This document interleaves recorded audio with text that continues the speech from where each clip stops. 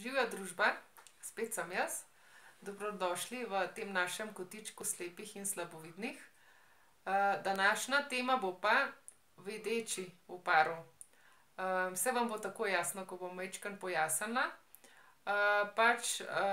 Diego v najinem primeru vidi, jaz pa ne vidim. Tako da bomo govorili o vlogi videče osebe v enem paru. Diego? Hvala. Do you mind if I make an interview with you? Ne. No, bomo naredili en intervju z Diegom.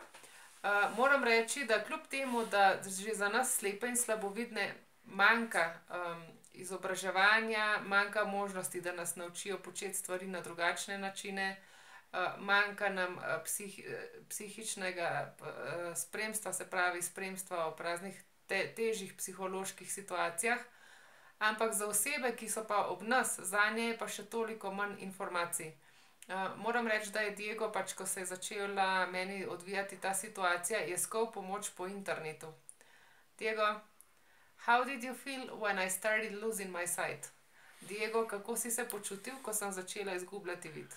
Well, I felt terrible, frustrated, sad, but especially helpless because I wanted to do something to help you and I couldn't. And then I wanted for you to be able to talk to me and express what you were feeling and have a shoulder to cry on. And I couldn't even do that because you didn't want to talk about it. Or cry. Or cry.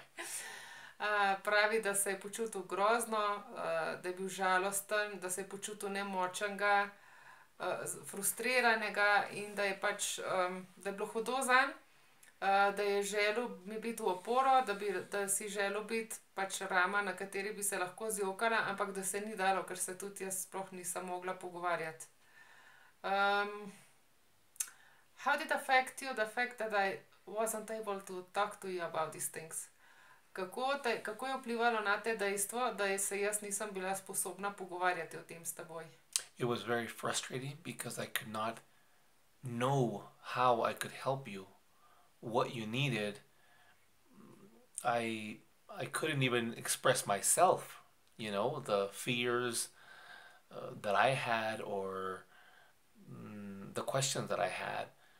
So it was very, very frustrating that I couldn't know what was on your mind.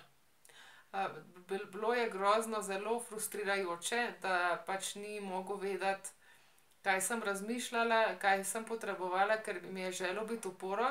In frustrirajoče je bilo tudi to dejstvo, da niti mogel izraziti svojih čustev in svojih strahov. I'll ask you something very personal. Have you ever thought of breaking up because of that? Very interesting question. Sorry, yes.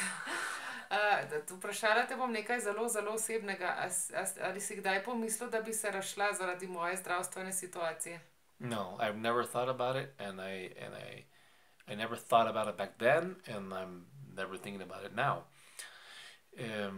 To me, it wasn't something that would make me want to leave you. We loved each other. We were very happy together. We had Lisa, and it was just an obstacle, a big obstacle, very big obstacle that we had to overcome. And I knew we would, but it was difficult. And to repeat, no, I never had those thoughts. Ne, nikoli nisem pomislil na kaj takega, ker sva se ljubila, imela sva Liso. Meni se je samo zdelo, da je ena ovira, na najini skupni poti. In ja, je bila gromozanska ovira, ampak nikoli nisem pomislil na to, ne takrat, niti zdaj, da bi se razšel zaradi te zadeve. What helped you out in those moments when you were alone and next to me, dealing with your feelings, your fears and my situation? Kaj ti je pomagalo? Takrat, ko si bil sam, na nek način sam ob meni, sam si se soočal z svojimi strahovi in situacijo, poleg tega, da si se seveda soočal tudi z mojo lastno. Well, honestly, I prayed. I did pray a lot for you, for me, for us, I mean, the family. That helped me a lot. And also thinking about Lisa, thinking that I couldn't be depressed, I couldn't be sad, I couldn't be, frustrated. Imagine, even though she was small, but babies still can perceive these things. And and that was it. I really didn't be thinking about it, frustrated about it. No, no, I just let it be. It's just what it is, and things will get better. Pravi, da je veliko molil zase, zame, za družino, da mu je to pomagalo. Jaz mislim, da pač ta del, da preložiš breme, ne, v roke nekoga drugega. In tudi misel na Liso, ne, ki je bila takrat pač od dojenčka naprej, smo bili v tej situaciji. In enostavno pač si ni mogel privoščiti, da bi bil depresiven, žalosten, strt, ampak je pač moral biti tam tudi za Lizo. In zaradi tega je pač vedel, da pač bomo skozi to zadevo prišli. What was the turning point maybe in all this situation? What made you feel better, or when would you say that the things changed a lot? To me, Sorry. Kaj je bila točka preloma na nek način? Katera situacija, kater moment se ti zdi, da je povzročil spremembo? Ker pač jasno, v začetku je bilo žalostno, frustrirajoče, no zdaj se imamo pa spet kar v redu. There were two of those moments. The first one was when you started using your cane. That to me was really important because we would go out and you didn't want to use the cane, so I couldn't guide you properly, and you would get frustrated and you would scold me because I would accidentally hurt you if I turned maybe somewhere and I didn't tell you, and I would hurt your wrist or your hand. It was very, very frustrating going out to places, even to the street, without you and your cane. The moment you decided to use your cane, you started to use it, it made our lives a lot easier, and we stopped fighting every time we went out. Do you want to translate that first? Okay. Sta bila dva pomembna momenta sta bila. Prvi moment je bil, ko si se odločila uporabljati belo palico, ker prej vsakič, ko smo šli ven, si se neprestano jezila name, ker te nisem znal primerno voditi. Včasih sem se obrnil, pa sem pač te bolelo zapestje. In takrat, ko si se ti odločila uporabljati palico, so bili sprehodi namesto neprestanih prepirov in jeze in frustracij, so spet postali prijetni. The second one was when you met your, what could we say, your coach, your instructor for, let's say, orientation and mobility. And he just, everything changed. I think you understood, you told me you understood that you have a life. You have a life after this. You have pretty much a normal life. You can do anything you want. And your attitude changed completely. Maybe you were a little bit depressed. Maybe you were feeling down. But after meeting this person, you just changed. Everything changed. Drugi moment je pa bil, ko si spoznala svojega inštruktorja, Jose Luisa. In sicer mislim, da ti je to srečanje pomagalo razumeti, da imaš življenje po tem, kar se ti je zgodilo, da lahko skoraj vse počneš, samo na drugačen način. In tvoje razpoloženje, tvoj odnos, tvoja naravnanost se je popolnoma spremenila in zadeve od takrat so čisto drugačne. Diego, another question. Do you have any short recommendations, like 2 or 3, for someone that accompanies a person that is losing the sight? You mean the sighted one? Aha. Diego, kratko vprašanje. Imaš mogoče kakšen 2-3 kratke nasvete za nekoga, ki spremlja osebo, ki izgublja vid? Yes, I would say one, try to remember that things will get better, because they will. meaning if you are in that process where your partner is losing his or her eyesight, things will get better. You will reach what is called the new normal, where things will become normal. Um, Okay. that's You one. finish the first one? Mhm. Okay. Prvi nasvet bi bil, zapomnite si, da bodo stvari boljše. Če ste trenutno v procesu, ko vaš partner izgublja vid, stvari bodo boljše, ko bo pač oseba prišla do določene točke in boste prišli do novega, normalnega momenta.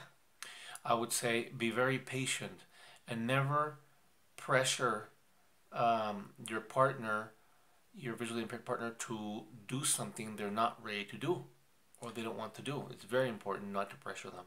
Drugi nasvet je, bodite zelo potrpežljivi, nikoli ne silite svojega partnerja, da bi storil nekaj, na kar ni pripravljen. I would also say never feel sorry for your partner. Your partner doesn't want to feel pity. Never feel sorry for them.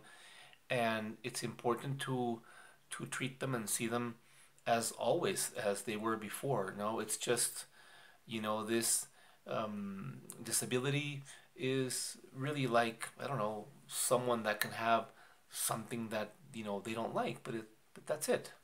Nikoli ne obravnavajte svojega partnerja kot žrtev, nikoli pač se ne počutite slabo zanj, ampak ga je treba videti tako kot prej.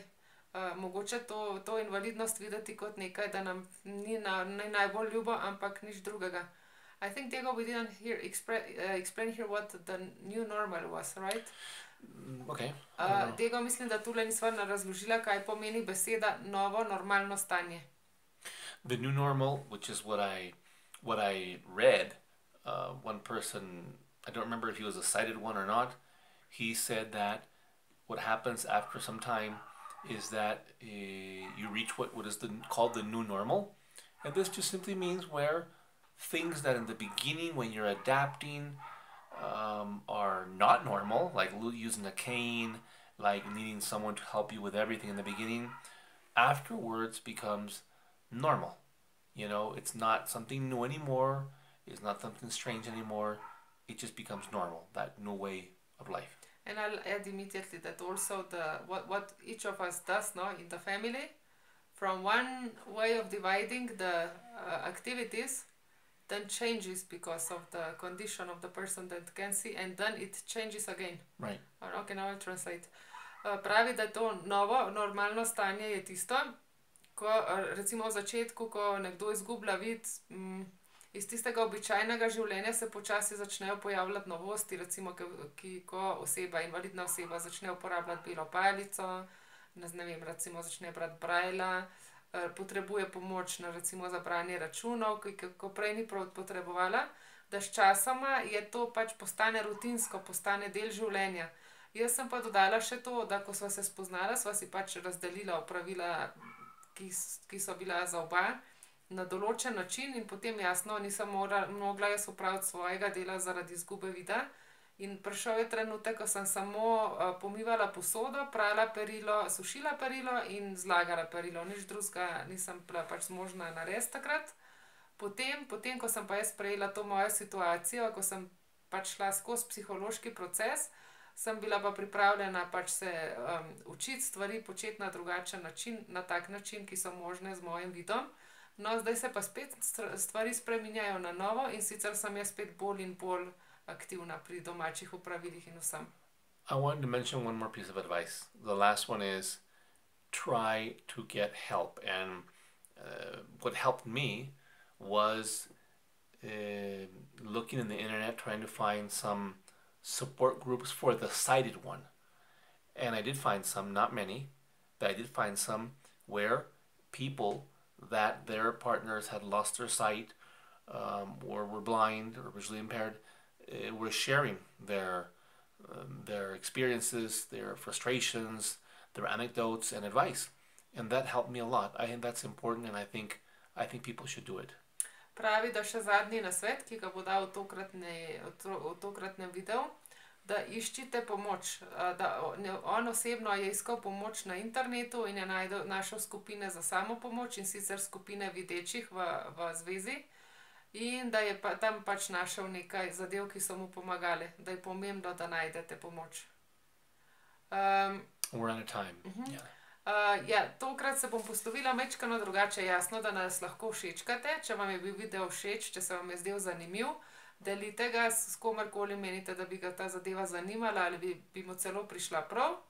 In naročite se na naš kanal, jasno, da je to brezplačno, da nas zamudite kakšnih novih vsebin. Med drugim imamo tudi pogovore v angleščini, pa tudi v španščini in učenje angleščine z čiste osnove.